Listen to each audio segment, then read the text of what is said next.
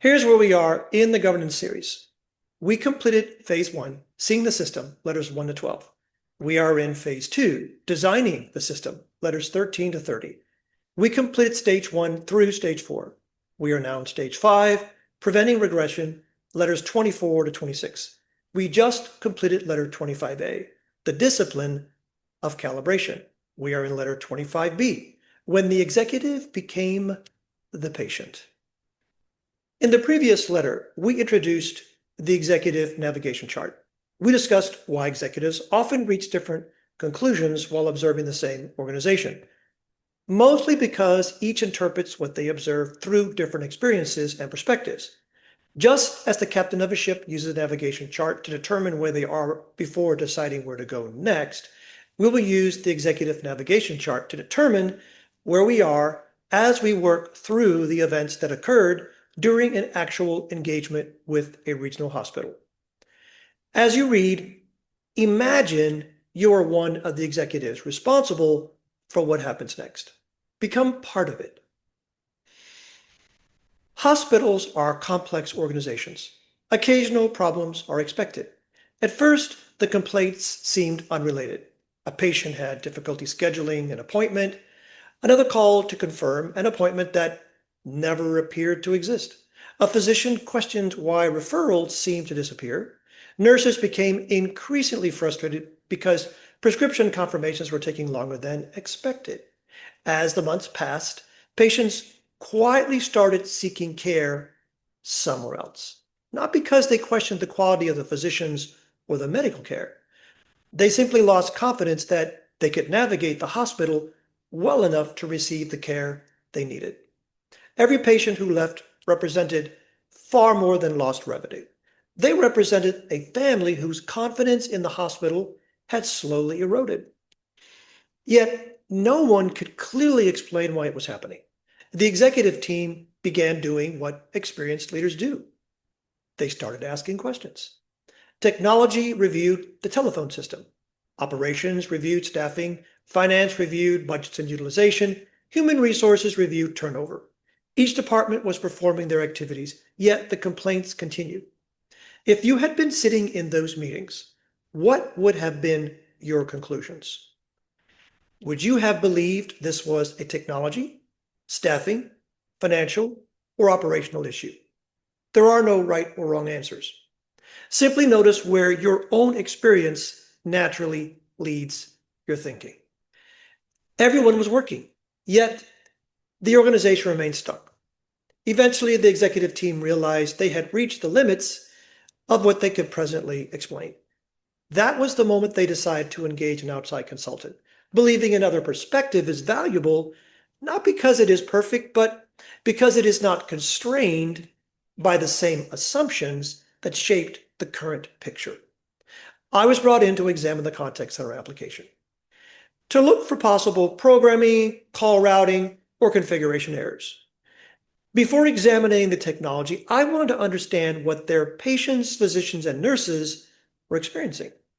I wanted to establish a baseline. I called the hospital's contact center. Telephone rang. Instead of hearing the contact center greeting, someone answered the phone.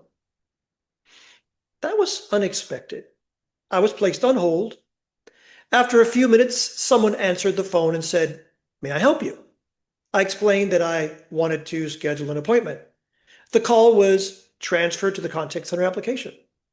I spent a few minutes navigating different menu options, trying to understand how a patient would move through the system. I hung up the phone. I stood there for a moment, contemplating what just happened.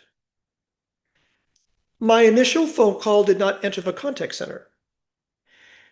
In the executive navigation chart in letter 25A, experience is described as an event that allows the organization to reveal something that previously remained unnoticed.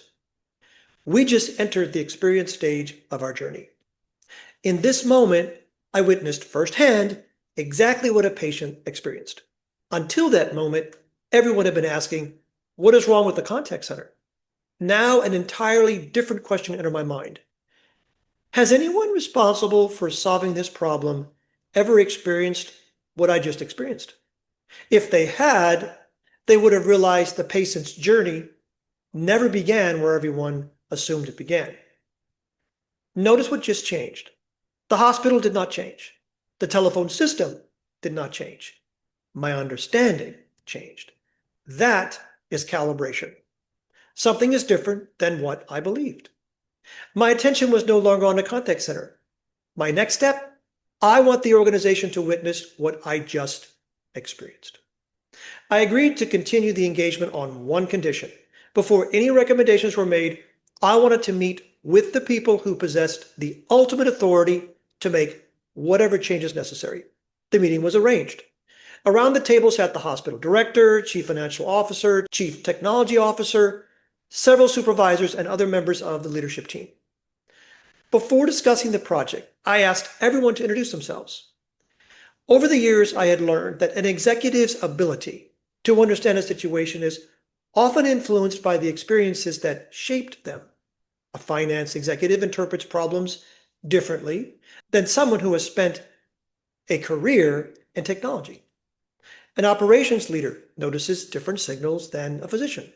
A legal executive hears different risks than a customer service representative. None of those perspectives are wrong. The challenge is that no single perspective explains the whole organization. After everyone introduced themselves, I asked a simple question. Has anyone in this room ever called your own contact center? No one answered. I said, let us do that. I then asked one of the executives if they would call the hospital's contact center and place the call on speaker. The telephone rang. Someone answered. The call was placed on hold and we heard music for a few minutes. I saw the expressions of confusion on their faces, and this is when I revealed a little bit of what was happening. I said, in case you were wondering what is happening, that phone number you dialed is routed to the administrative office responsible for assisting walk-in patients. Then someone picked up the phone and said, may I help you? We said we would like to schedule an appointment to see a doctor, and we were transferred to the contact center application. We navigated through some of the menu items and hung up the phone. You could say that was a wake-up call. I simply watched the room.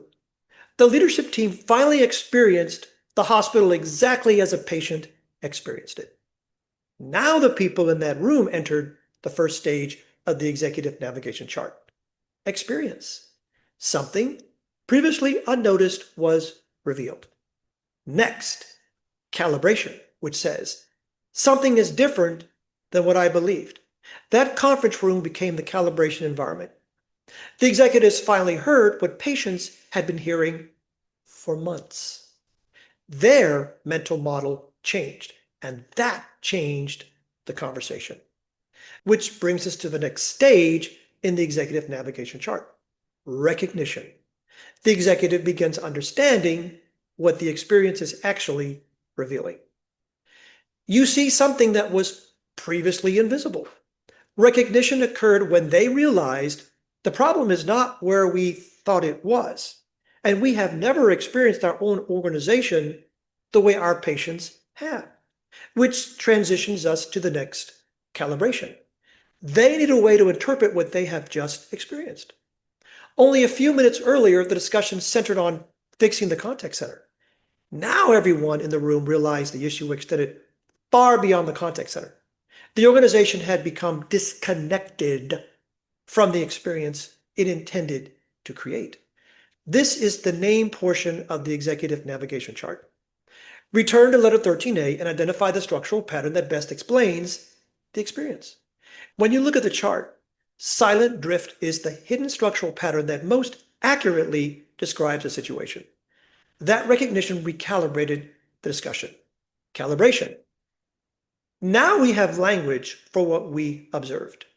Think back over what happened. The hospital had not intentionally designed a poor patient experience. Its original intentions were very different. A process changed, an assumption became accepted, a workaround quietly became the normal way of operating. Individually, none of those changes appeared significant. Collectively, they slowly moved the organization away from the experience it intended to create. Patients noticed, nurses noticed, physicians noticed. Eventually, the executives became aware. How? They did not begin by discussing silent drift. They began by experiencing the organization. Once the structural pattern became visible, another question naturally emerged. Now what? This is where many organizations begin searching for solutions. New technology, new policies, additional staffing, more reports. Those may all become part of the implementation, but none of them represent the design response. The design response began much earlier. It began the moment the executives stopped asking, what is wrong with the contact center? And began asking, what experience are we trying to create? That single question changed everything that followed. This segues us into the design part of the executive navigation chart. Move from the structural pattern to its design response and consult the guidance developed throughout letters 13B through 23. The design resolution for silent drift in the structural pattern chart from letter 13A is designed continuity mechanism. Think about the words. It is a mechanism that is intentionally designed to create continuity, which is exactly what has been deviated from. Until that moment, every conversation had focused on problems. Now the conversation focused on what is possible. This is the perspective we focused on in letter 14. It is called appreciative inquiry. The shift being invited here is not a change in your organization. It is a change in how you see it. Not what is wrong, but what is possible. So, what experience are we trying to create? Patients feel confident that someone would help them. Appointments are easy to schedule. Prescription requests move efficiently through the organization. Physicians have confidence that referrals reached the appropriate departments. Nurses spend their time caring for patients rather than navigating unnecessary administrative obstacles. Notice what just occurred. The executives were no longer discussing technology. They were defining the experience they wanted their organization to create. That is another calibration. Now we understand what will be intentionally designed or strengthened. As each executive described the experience they wanted patients to have, I began introducing capabilities that already existed within their contact center. We discussed call routing, queue management, call scripting, reporting, operational measurements, call distribution, escalation paths. No one in the room had ever been shown how those capabilities could work together. More importantly, no one had explained how the contact center could reveal what patients were experiencing every day. Most organizations think of a contact center as a department that answers telephones. I invited them to consider something different. What if your contact center became one of the most valuable sources of organizational intelligence in your hospital? These are those moments when you can physically feel the energy in the room changing. I continue. Every telephone call represents someone trying to accomplish something. Every transfer, every abandoned call, every repeated call, every complaint tells a story. If you learn how to listen, your contact center becomes the eyes and ears of every user of that system, your patients, nurses, and doctors. At that moment, another calibration occurred. Nothing about the contact center had changed. The executives had. They were no longer looking at a scheduling department. They were looking at one of the organization's most valuable sources of insight. Up to this point in the workshop, we have followed the executive navigation chart together. We began with experience, which led to calibration. Things are different than what we believed. That allowed us to reach recognition and another calibration, a shift in interpretation. The name portion helped us identify the structural pattern. The associated calibration allowed us to assign a language to our experience. Once the structural pattern became visible, design connected it to the appropriate design response. Calibration provided a structure to intentionally design our solutions of possibilities. Now we arrive at the final portion of the journey, stewardship. Notice what has happened throughout this workshop. The hospital did not suddenly become a different organization. The contact center did not suddenly become new technology. The reports had always been capable of providing insight. The telephone system had always possessed capabilities that had never been utilized. The greatest change occurred somewhere else. The executive changed. That is why stewardship is the final destination of the executive navigation chart. It is not about becoming responsible for a technology. It is about becoming responsible for seeing. That is why stewardship is never passive. That is the calibration portion of it. It intentionally creates experiences that continually recalibrate leadership's understanding of reality. No one in the conference room consciously followed a framework. They simply experienced the organization. The executive navigation chart merely provided orientation along the way. The same will be true inside your organization. You will know when experience has occurred. You will recognize when calibration begins. You will notice when recognition starts changing the conversation. You will know when it is time to identify the structural pattern rather than continue debating symptoms. You will recognize when the organization is finally ready to discuss design. Eventually, stewardship becomes less of an activity and more of a discipline. Today, we did not redefine silent drift. You experienced it. That is a very different form of learning. Once experienced, it becomes much easier to recognize the next time it quietly begins developing inside your own organization. The hospital was simply our workshop. The executive navigation chart was the guide. The structural pattern gave us language. The design response gave us direction. Stewardship gave us responsibility. Continue the journey as a steward rather than merely a manager. Technology explains how systems function. Experience explains how organizations function. One examines components, the other reveals relationships. One searches for defects, the other reveals patterns. One often answers the question, what failed? The other begins asking, what have we gradually stopped seeing? Over time, you will discover the executive navigation chart will no longer feel like a tool you consciously follow. It will gradually become the way you think. The purpose of governance has never been to create more policies.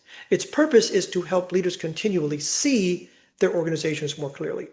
Because once leaders learn to see differently, they begin leading differently. And that is where institutional resilience begins. Thank you.